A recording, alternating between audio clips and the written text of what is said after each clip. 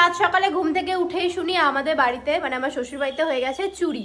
দিদুন কলা রেখেছিল বাইরে একটা বস্তায় ভরে, সেই বস্তা শুদ্ধ উধাও।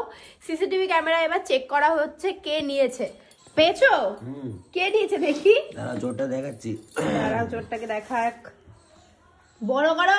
দাঁড়াও চোরটা, এই যে চোর চলে এসছে। কই দেখি। এই যে এই যে এবার এত শিয়াল না কুকুর? শিয়াল মনে হচ্ছে। তো সে বস্তা ধরে কোনে নিয়েছে? ও বস্তা ধরে একদম টেনে বার করে। ওই দেখো গাছটাকে কিভাবে টানছে। কই টানছে? এই যে।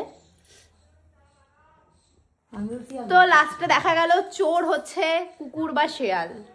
কি করা যাবে এখন? আমাদের সবগুলো কলা নিয়ে চলে গেছে। হ্যাঁ, সব কলাগুলো নিয়ে চলে গেল।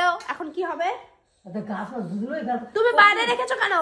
ওরে আমি বুঝতে পারিনি যে আমি আজকে পুজোর দিন বাড়ি বাড়ি তো ওখানে থিয়ে দিছি ফেসাইয়ে দেখি কোন দিকে নিয়ে গেছে। নিয়ে চলে গেছে, এখন কিছু করার নেই।